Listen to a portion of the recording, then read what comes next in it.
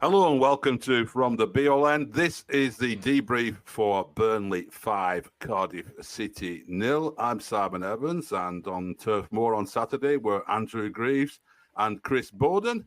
And in his media lounge in Ohio was Paul Woodhouse. All three of them joining me to look in depth at that game, which was a pretty sensational result, an interesting performance, but an all-round positive day. Greaves, have you got something you want to communicate to the group, you big boy? I'm not mourning. I just said, can we stop? Your body language. That's what it is.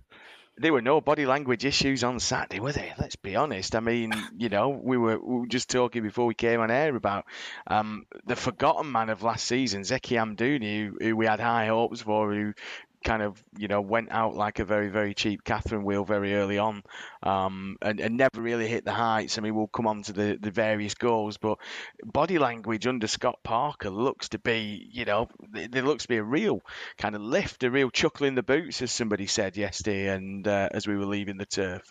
And yeah, brilliant to see Goodmanson, who'd said goodbyes at the end of last season when he thought Company was hanging around. As soon as Company had buggered off to Bayern, then he was tracking little Al on flight tracker and arriving at whatever airport Alan was landing into so he could get that new contract signed. But yeah, I mean, we'll get on to the performance, but I mean, in the words of Company, that's probably the worst we'll play all season, and we've won 5-0. Yeah. Make of that what you will. Yeah, I mean, Chris, it wasn't like a superb performance, was it, for a 5-0 win? I mean, obviously we all take it, but what were your impressions of that first half in particular? Yes, it's one of those peculiar games. I mean, as fans, we're all led by scorelines. And, at half-time, you go in 2-0 up and, the fans are absolutely, roaring the team off and, everyone stood up, standing ovation sort of thing. And you think, we're somehow 2-0 up without having remotely played well. Cardiff have had a goal ruled out for offside, and I mean, the strike that hits, it couldn't hit the inside, any more of the inside of the post. Otherwise, it flies in. It was the gods are shining on you in that circumstance. And runners from deep, third man runs we spoke about at Luton, they were punishing Burnley, and going forward, Burnley, I think Koleosho, so went down quite a few blind alleys, and it wasn't sticking for Foster, and it was say if you're the away side, take the scoreline out of the equation, you'd be delighted with how you've played, but the goalkeeper's had an absolute shocker, hasn't he? You think that Muric against Brighton, it rolls under his foot, and Horvath, he sort of like flicks it to the side, but it goes behind him, and then he's backpedaling frantically to try and keep it out unsuccessfully. And the second goal defensively appalling. I mean, Jay does ever so well down the right, get a toe in there, takes his time, picks a pass out, and again the goalkeeper don't cover himself in glory from Koleosho's finish. And really, at 2-0 up at home against teams of limited capabilities, the game pretty much done and dusted. And Cardiff even started the second half well, didn't they? And then we score a fabulous third on the counter as we've looked really strong so far this season, and it could have been any number after that, really. Yeah. Woody, you pointed out that we were 2-0 up, having had one shot on target. It was a weird start to the game, but an emphatic finish to it, really, wasn't it? Yeah, it's probably how Man City fans feel every time we go to their place at the beginning of a season when we've been promoted. And you're like thinking, oh, for God's sake, can you give us a game or something along those lines? That first half was absolutely shocking, all told, and a better side.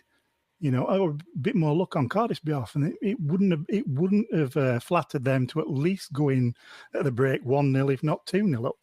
They've had one disallowed, haven't they? That thing that hit the inside of the post, and they caught us a couple of times on the back of East's shoulder, and they looked fairly threatening, and we looked inept as much as anything. But you go in 2-0 up, and I think the bits that we've seen this season so far, like we were just saying before, we've been impressive in the last 30 of games, if anything. When we've had to, when we started counter-attacking, we've looked very impressive, and we've also looked very clinical, which I think bodes well. It may not last all season, but if it does, then when we do start firing, we're going to be a frightening proposition. I mean, the overall feeling is, this is the same group of players, mostly, that we saw being outclassed most weeks last season. I mean, there was that spell towards the end of the season where they weren't. But, you compare the performances at the start of this season with the start of last season. But, of course, it raises the question just how big a difference is there between the Premier League and the Championship? We've always known there's a gulf there, but it feels like we've gone from being whipping boys to being, like Woody said, the Manchester City of the division. I mean, has it grown? Have we just come down with a particularly strong squad that's just too much for the Championship? Is it too early to be talking like this, Greavesy? No, I think we were discussing, weren't we, earlier? I think we are in that position now where, look, we're going to lose players between now and the end of the transfer window, but you would still expect the squad that we've got to be head and shoulders above 80% of that Championship. I mean, it's been a weird start. I mean, Derby County looked awful against Blackburn Rovers opening day, then beat Middlesbrough. Sheffield Wednesday looked fantastic against a very poor Wayne Rooney's Plymouth, as I think we legally have to call them. They get tonked by Sunderland 4-0. There's only really kind of us, Sunderland, Watford. Leeds have had 2 draws to start. I think West Brom have drawn twice. Teams will start to settle. Teams will start to kind of feel the way in. But yeah, I think we are. Let's say we lose Berger, we lose Trafford, we lose O'Shea. And they're the only ones we lose, and I think they are probably going to be the only ones, other than Wilson, who went last week, and Scotty Twine. We still have a squad that I think is better than 80% on paper than the rest of the division. But you've got to get a tune out of them. And what I thought was really, really telling yesterday is there was a big announcement about Scott Parker, and I don't know whether the club just kind of mucked it up, and I'm going to praise the club's matchday experience a little bit later, but he kind of came out the tunnel. There was no big kind of like, welcome Scott Parker. I get the impression that he didn't want, you wait in the tunnel, we'll announce you come out. He just came out, everyone got up, started cheering, he's clapping and pointing. Even at the end of games, he's almost reluctant to be that person who puts himself front and centre, which is a complete contrast to Company. If you think about the way Company was, and again, I'm not trying to rewrite history and be revisionist. Company was fantastic that first season, but I get this impression that after the Company ego of last season, which is becoming apparent from Mission to Burnley season 2, that there was a big ego there that perhaps some players struggle to get on with. Scott Parker's almost come in and gone, this is what I want you to be. This is what I know you guys can be. Let's give you the tools and the environment to be that person. And I think that is part of it. That's really interesting, because I've been watching his style a little bit, and I think you're onto something there. It's almost as though maybe he's seen that, and picking up on what you're saying about a Mission to Burnley, that there was an intensity to having Company around. He was obviously in their faces all the time, and demanding things from them and imposing things and wanting things done his way all the time. And he almost feels, I feel like, I don't see what you think, Woody, but it almost feels like he's taking a bit more of a laissez-faire attitude. You're good footballers. You go out there. Here's the structure. This is how I want you to play. These are my suggestions for how we're going to go about it. But I'm not coming in with an ideology, and I'm not coming in telling you that I know I've got the answer to everything. I get that feeling, Woody. Am I on the right track there? There does seem a different approach. I think you're probably right. I think he's been, all the interviews that I've seen with him so far, he's been very, very adamant about there being bumps in the road and about how he needs the fans to be on side.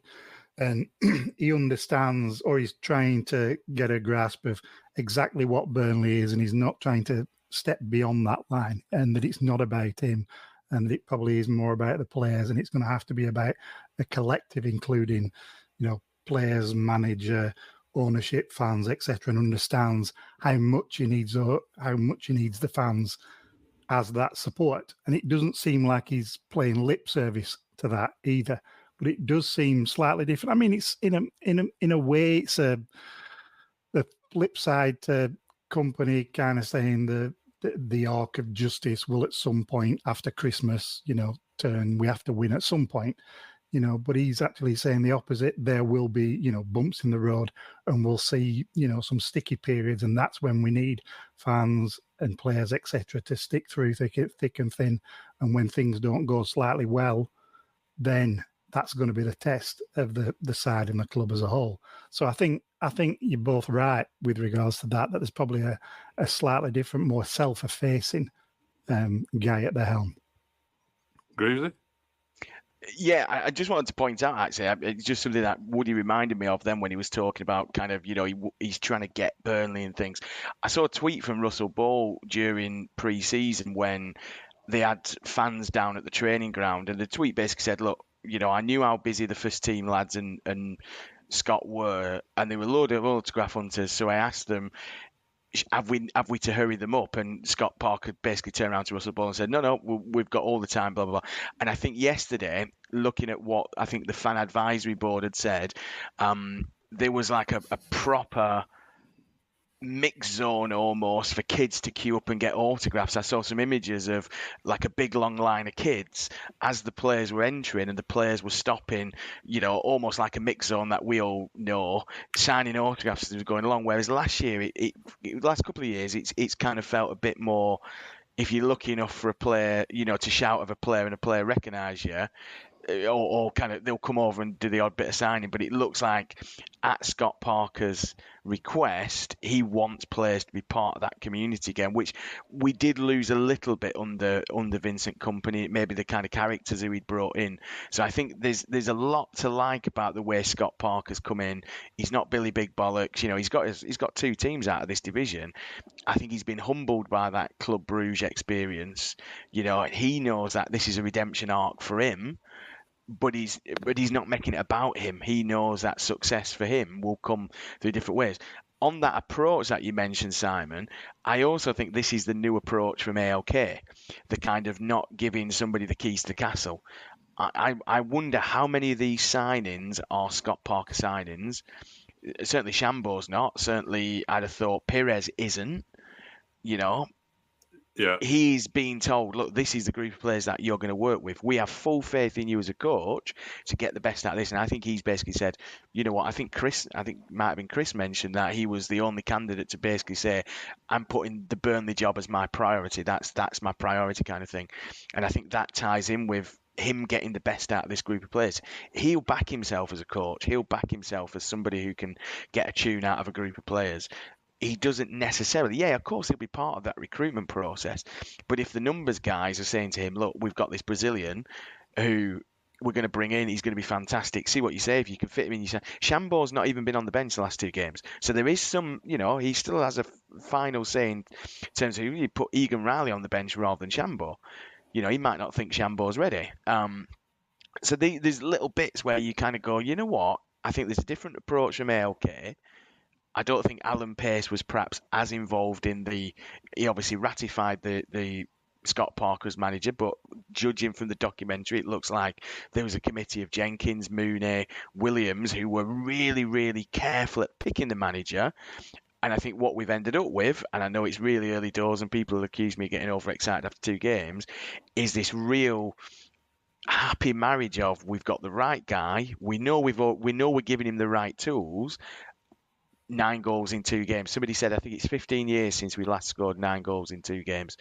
And is it 6 different scorers in 7 days? Something like that as well? You can't argue with that, 7. can you? 7 different scorers in 6 days. But it's like you talk about the sort of, I mean, Company obviously is a disciple of Guardiola, and it's all very.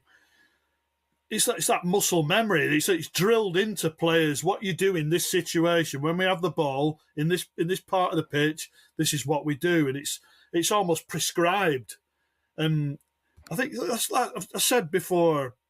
During pre-season, if you look at the managers Scott Parker's worked under and the type of player he was, he played at Newcastle, he's played under Mourinho, and he's played under Souness and people like that. And there were managers who based their teams around a framework, a structure. But it might have been primarily defensive minded, but they were capable of like opening teams up and thumping teams at times. But it's giving your players the responsibility to be able to figure things out for themselves on a football pitch. They're the ones in the heat of the battle, and you've got to be able to sort of work out situations if things aren't going to plan. How are we going to change this? Do we need someone to drop in on their third midfielder, etc., and things like that? Does someone have to come in? Does someone have to be narrow on one side, etc., etc.? And the professional footballers, they understand the game. They know what's going right and what's going wrong, and sometimes you've got to give them that that responsibility to crack on. They've got the game plan, but it's they are enacting it, and it's so far so good. I mean, they're not going to be able to maintain that. We talk about the XG. I think below was it 0.86 or something yesterday. You can't keep that up.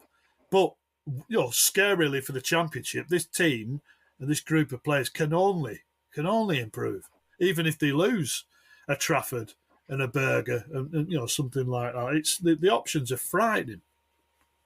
Yeah, I think you make some good points there, particularly about that style thing, because they do look a bit liberated, don't they? And I think that way of coaching and that way of playing that Guardiola has, that when it was going well, everyone was quite happy to talk about Company being Guardiola's protege and all that kind of thing. And it's obviously extremely intense and extremely hard work. You listen to people who've played under Guardiola and they say that, but it's just relentless all the time, and he's on the case all the time. That's probably hard work when you're winning the league by 10 points and getting to the Champions League final. Imagine how much hard work, that level of micromanagement of everything you do on a football field, to go to your point you're saying, Chris, it's like when it doesn't work and you're getting beat 4-0. That must be horrible. I mean, it's no wonder, and we're only seeing little edited clips coming out on mission to Burnley, aren't we? But it must have been hard work, like after the first 8 weeks of that season when they're getting hammered every week. And on the training ground, Company's telling them, when he gets the ball here, I want you to be here and I want you to be doing that kind of coaching. Whereas, like you say, now things seem to be clicking. They seem to be managing the games themselves. There's interesting little partnerships developing that aren't necessarily something that a coach would impose. But, you start to see Lucas and Koleosho down the left and think, ooh, that could really develop into something with those two. I mean, his team selection, let's get onto that briefly, because it was, we expected same team, and then obviously Wilson Odobert is sold to Tottenham. So that was an issue that needed to be addressed. He went for it with J-Rod, and then we had James Trafford as well, of course, who was missing. We'll get into Trafford in a little bit, but were you surprised, Woody, to see J-Rod given the nod? I think so. I think we probably all were slightly, weren't we? And especially how long he played. He pretty much played, was it 75, 80 minutes, in that role. And talking about that transition from what last season was to this season, this being their first home game, and considering how bad a place Turf Moor must have been for them all of last season, everything that they've tried obviously didn't work. It wasn't the cauldron as was. Then that group of players hadn't understood how to win at Turf Moor. So there had to be an element of nerves or trepidation a little bit about going back to the turf, as well as you've just lost one of your main guys, and your keeper's not playing. So there's that little bit of uncertainty as well. So maybe that's a little bit as to why the first half panned out the way it did. But if you look at how they set up, then the majority of that side is pretty much the same as what would have finished last season, with a few tweaks. And it just, as we've said before, they seem to be doing more of the simple stuff instead of trying to play 1-2s and little weird triangles on the edge of his own D and getting caught. And next thing you know, that opposition scored.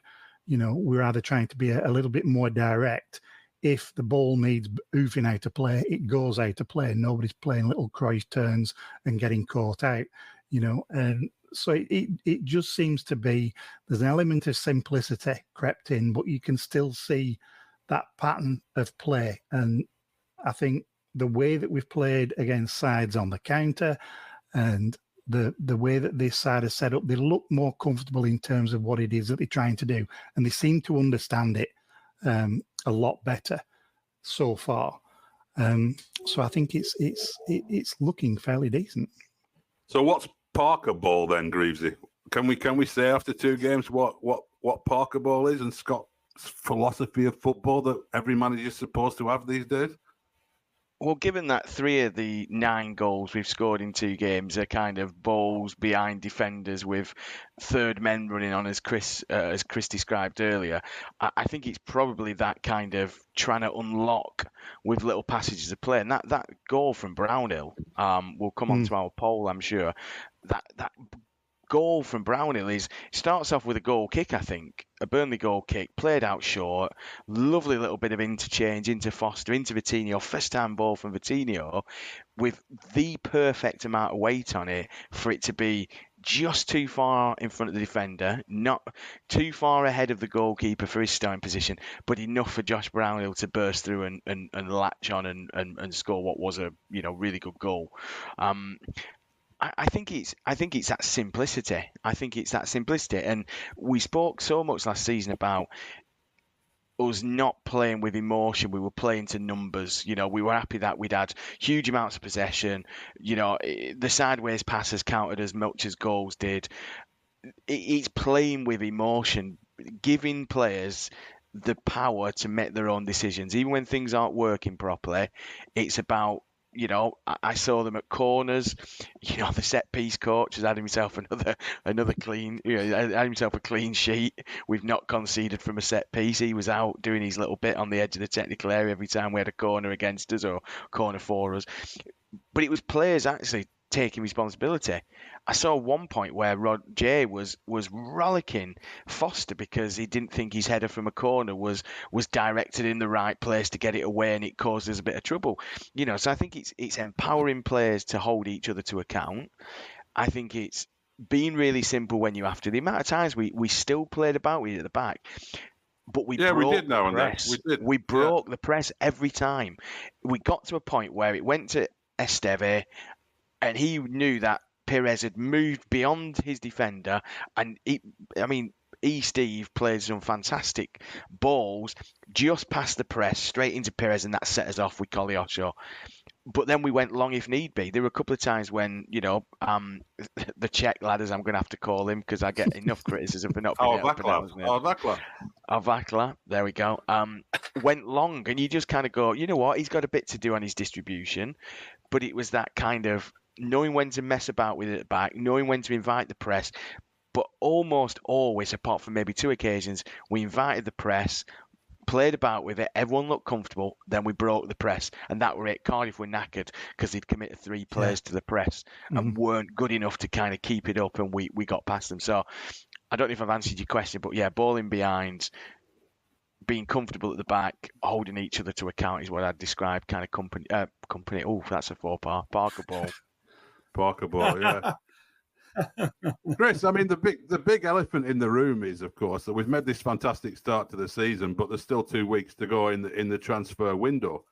Can we can we expect how many players do you think we're gonna lose, and can we expect to keep the momentum of this start to the season going if we lose 3 or 4? Well, we speak about, say the embarrassment of riches. If they want to generate funds, and they can get in excess of 20 million quid for Trafford, then you do that, and I don't think it weakens us.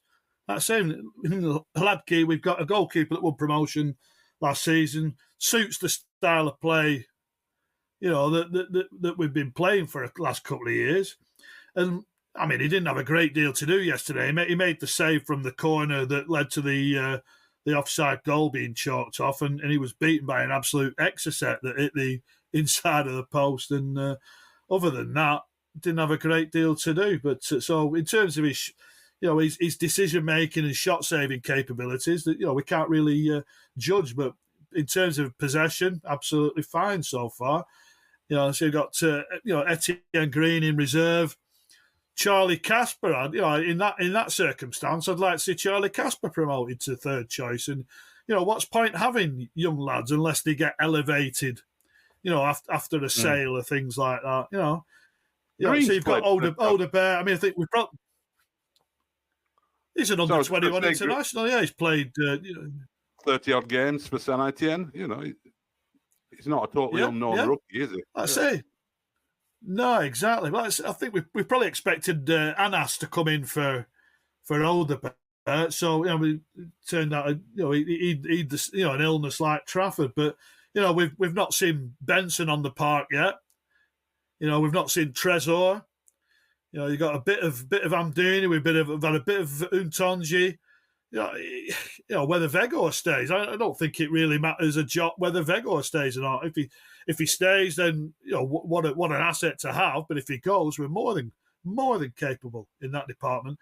And Berger will leave a hole. I think if Berger stays, I think he would be the Championship Player of the Year.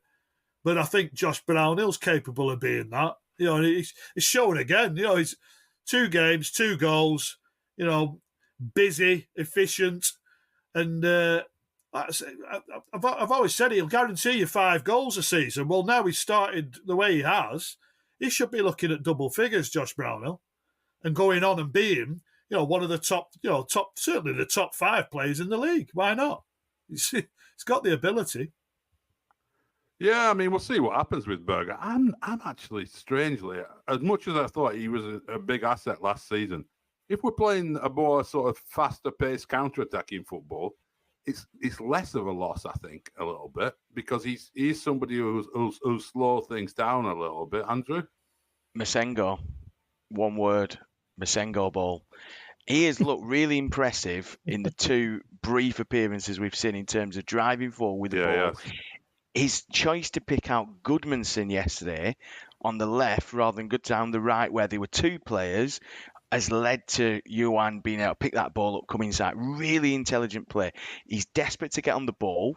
He moves the ball well. He is quick. He eats up grass, does Masengo. He did it at Luton when he had that shot that Kaminski managed to smother. I think he's, if you're looking for a Berger replacement, you don't, do you? At the minute, you're playing Brownhill and Cullen because they're your 2. But if you're looking for somebody in a game where you want to have a bit of a box-to-boxer who can put a tackle in, who can distribute the ball well, move well with the ball, Masengo's your man. We were saying it last season. It now looks slightly criminal how underused Masengo was. And I know that's on 2 very brief appearances, and I'll get accused of being overexcited again. But he looks at this level, maybe not at Premier League level, but at this level, he can hold his own. I don't know what his passing stats were yesterday, but I can't remember him losing the ball. But like I say, it's the intelligence to kind of go, you know what, I'm going to shift it to my left to Johan because I think he's the better option when you've got 2 players marauding down his right-hand side. And he could have, other players would have tried to slide in Amdouni or whoever else it was on the right-hand side coming through. And I just think it's that little bit of intelligence that I think, you know what, if Berger goes, we're going to get a big fee for him. I think we were looking at 30 million plus from United. And if they don't want to pay it, that's fine. I'm not hearing any noise about Berger pushing for a move. Of course, he'd love to join Man United. He ain't down in tools. You know, he doesn't seem like that kind of character. You know, what we do know is if we do lose players, we're going to get decent money. I mean, they're holding out for 20 million plus for Dara O'Shea. That more than doubles what we paid for him. You know, Trafford 20 million plus. You know, I know, you know, we've been, you know, slightly disparaging about the model, and we've wondered whether we'll ever get some of the fees back that we get for these players. You know, it might not be that we get the fee back for Trafford, but we've just trebled his money on Odebert. You know, Well, if they're we not all double his gonna money work, on are they? O'Shea, no, if we, you know, I don't know how much we paid for Berger, but I think it was 8-9 million, was it? Because Sheffield United were desperate for the cash. I think that was a relatively cheap one. You know, you get 30 million quid from Man United for Berger. You know, you've at least doubled your money if I'm being a little bit, you know, too conservative with a fee. And that's the model. And it's then kind of, do you have enough taxes in the rank to then satisfy the demand? And I think we do. You know, it's certainly at this level, you probably need to do a bit of building every couple of years. You don't want to be building every year. But I think if you can build every 2 years, you know, sell some of your assets, keep the wolves from the door from a financial point of view, then maybe, just maybe, we've hit lucky and this model to a certain extent, certainly this season, keeps us financially sound and gets us promoted. Oh, I think that's the most upbeat, optimistic take on the model we've had on this podcast. Woody, your reaction to that from Greavesy? I think he's mostly right, and I think on Berger as well. He's a ball carrier, or he has that in his game. He showed it in the Premier League, and if he can show it in the Premier League, then he can show it in the Championship. And one thing that I've noticed is that we're wanting to look after the ball a little bit better. You know, it's not all about just like quick little 1-2s and little flicks from the outside of your right foot, etc. It's trying to look after the ball, and Berger does that extremely well. But like Greasy just said about Masengo, that ball, he showed a good level of decision making to be able to make that pass, because like the easy one was just to shove it out right, you know. And it seems to be that everybody's starting to make slightly better decisions. But the players that we still have, we've even forgotten about Ramsey, and like you said about Trezor, there's still these unknown entities that could come in these areas and obviously do more than a decent job.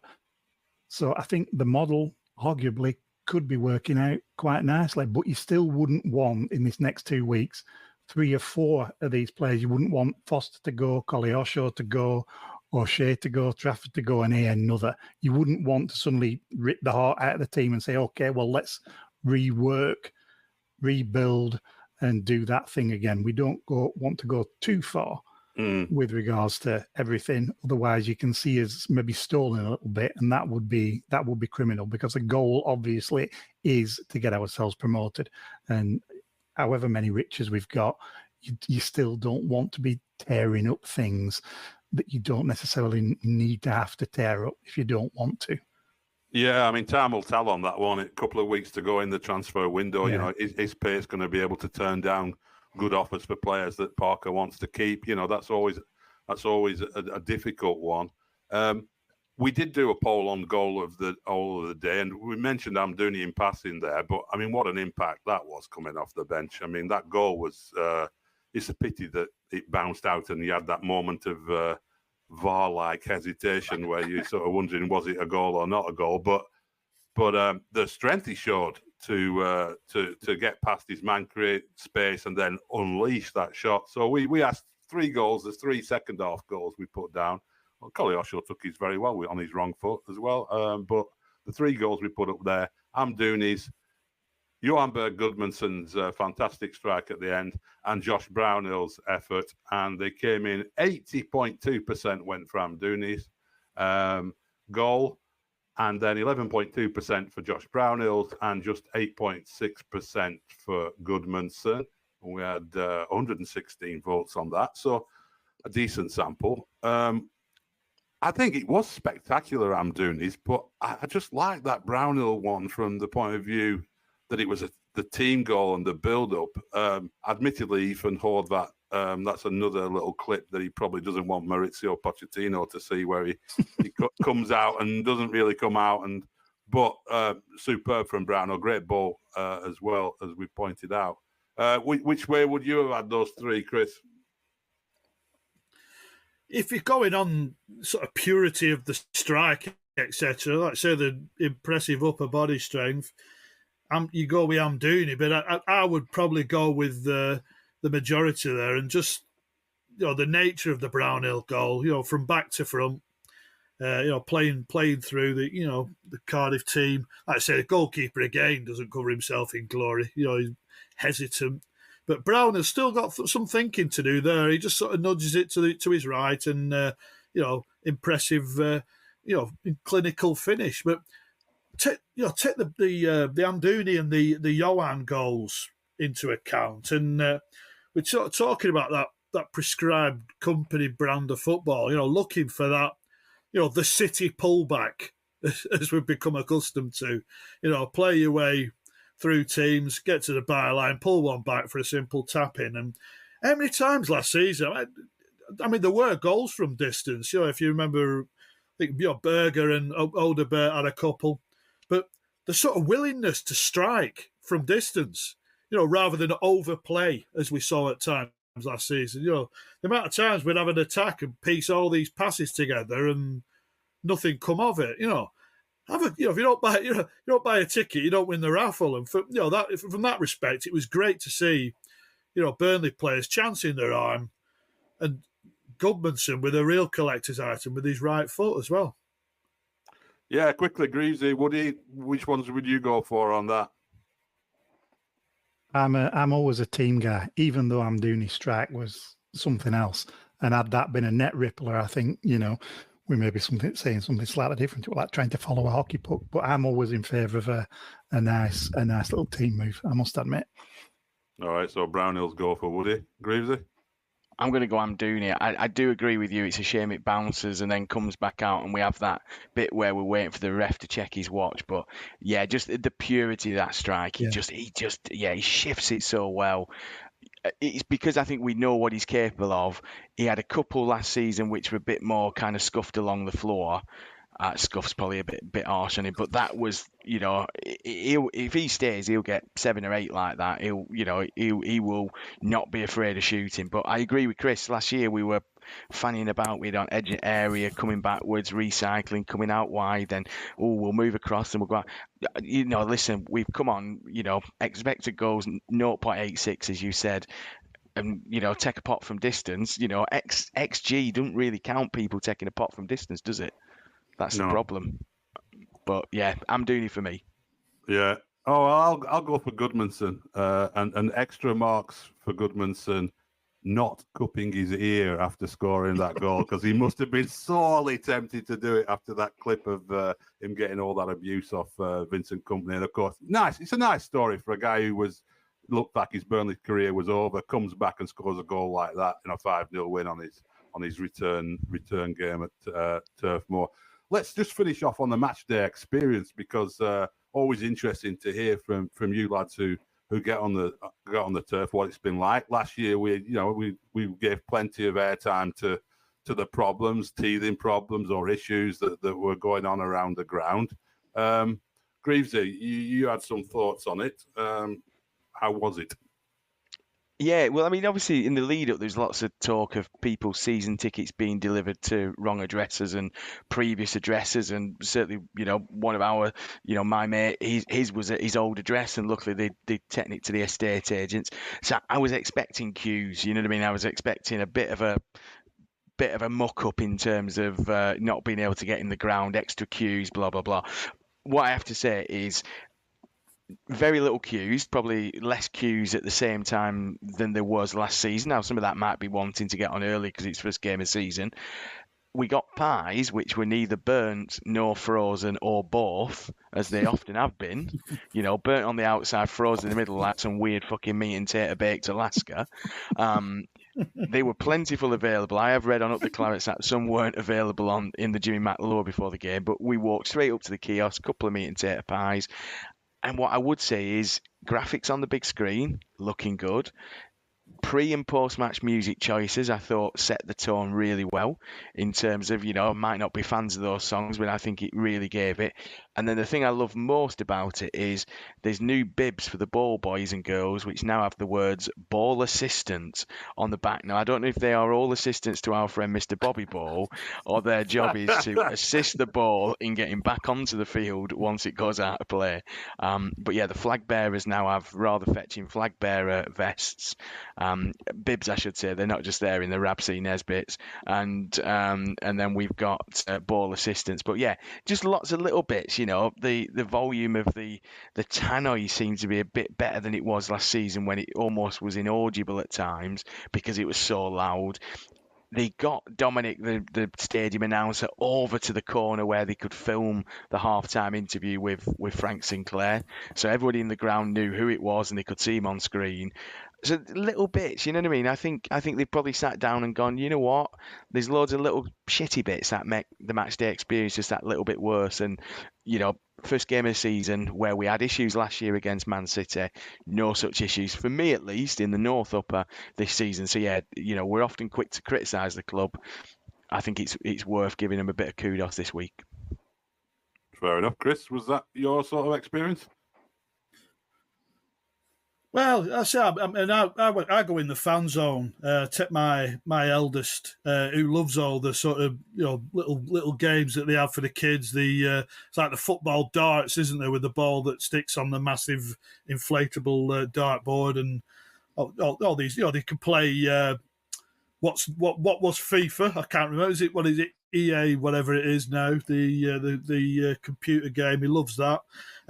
Only things were the pint of Stella, £6.10, and I breezed through the queues because there was nobody wanting to pay that sort of money. We're going so well. It's a bit steep.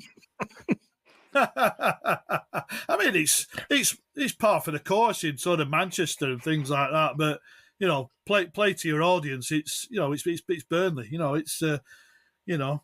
Times are hard for folk, and I thought that was a lot to pay for a pint. But I say, other than that, say the hot dogs and all that, bob on, and just to hear. I mean, it's nearly 30 years old, but "Breathe" by the Prodigy that the players came out to, and it still sounds fearsome on that on the tannoy system. It really, got me in the mood. Really, sort of set the blood pumping, and. I'm no fan of Free From Desire, but it seemed to capture the mood at full time. So every smiles on faces again, and it was so different from last year. Obviously, you're getting beat most games at home, but the whole experience. If last year, like we said on many occasions, if they put up a fight and hadn't lost the game with half an hour to go, then it would have been a far more. You'd been far more appreciative, and people would have stayed to the end. It was just great. Everyone sort of smiling faces and high fives and stuff coming out last night, and it was terrific. Free From Desire. The thing about Free From Desire is it's now obligatory, isn't it? It's almost every event you go to now because it works, and like at the Olympics. All because some Wigan fan thought it. Yeah. All because some Wigan fan thought it went good with Will Griggs on fire. But it's everywhere. Every event at the Olympics, like when they wanted to get the crowd going, they put Free From Desire on, and like every single night at the events I was at, he was on. And then get to the women's football final, and they said, "Oh, there's going to be a special performance just before." And I'm thinking, it's not going to be one of these like UEFA concert things or whatever. But it wasn't. Just somebody just wandered out with a microphone and two dancers next to him, and it was actually Gala singing "Free From Desire." like we hadn't heard enough of it over the time. But it's become a bit of a sort of Sweet Caroline, hasn't it? Really, yeah. I could set me watch to it. I was in Ibiza in the summer of '97, and I could set me watch to it. You go in a particular bar or whatever, and it would be Free From Desire time, and it is. And Woody, the match day experience from the United States, obviously we are no longer on Peacock and NBC and USA. We've been relegated to Paramount Plus streaming service of CBS Sports. I didn't get a great image on it. I was whinging about that to you, but there's no build-up. There's nothing around it, is it? We're back to the days of just watching a stream, aren't we? Pretty much. Yes, there's Nigel Rearcoker in the studio. The sound seems a little bit off. You know, you somehow hear a lot of old blokes swearing from somewhere, but you do hear the tannoy. But then the sound of the crowd versus the commentator just seems a little bit off. That's the only complaint I have. But I will say they do at the end of the game do a full highlights roundup immediately of the game, and so it's pretty good along those lines. And the highlights little package that they do of the game is a good little wrap up. So I don't mind that.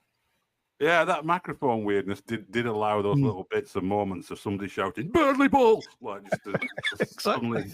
suddenly boom out a little bit too loud out in TV. But yeah, good stuff. So all positive all round so far. We will be back with you on Friday, looking ahead to the trip to Sunderland, which is a fascinating one. Feels like a good test for the team now. Thanks very much for being with us. Have a great week, and up the Clarets.